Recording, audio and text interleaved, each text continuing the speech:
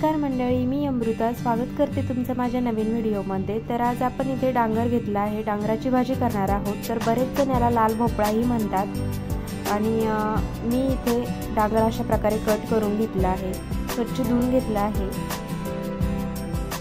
त्यानंतर इथे मी हिरवी मिरची आणि लसूण याची बारीक पेस्ट करून घेणार आहे। तर यामध्ये मी जास्त काही मसाले वापरणार नाहीये, एकदम साधी भाजी करणार आहे आणि साधी भाजी खूप छान लागते।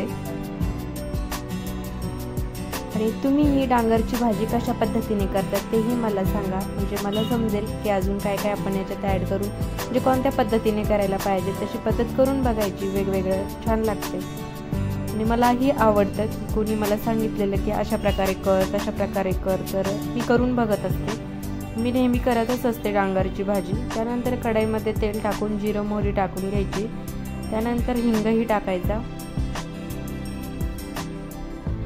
हिंग टाकल्यानंतर आपण जी हिरवी मिरची आणि लसणाची पेस्ट केली आहे ती मी टाकून घेतली। हळद टाकायची आहे आणि कढीपत्ता टाकायचा आहे। तर हे छानपैकी मिक्स करून घ्यायचं आहे, परतून घ्यायचं आहे।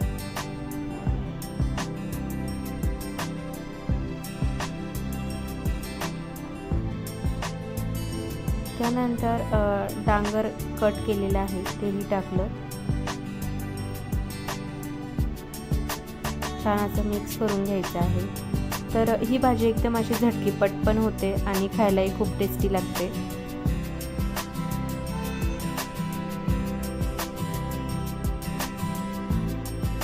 तर यामध्ये आता चवीनुसार मीठ टाकू, झाकण ठेवून याला मस्त वाफळून घेणार आहोत। पाणी वगैरे काही टाकण्याची गरज पण नाही पडत।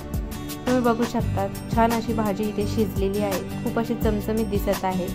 तर यामध्ये तुम्ही थोडासा गुळही किसून टाकू शकता, गुळामुळेही छान अशी टेस्ट येते।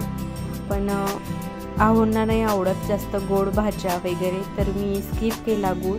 मला तर खूप आवडतो गुळ थोडासा टाकला तर, किंवा शेंगदाण्याचा कूटही टाकू शकतात, भाजलेला शेंगदाण्याचा कूट। तर तुम्हाला कशी वाटली रेसिपी, आवडली तर एक लाईक नक्की करा। चला तर भेटूया नेक्स्ट व्हिडिओमध्ये।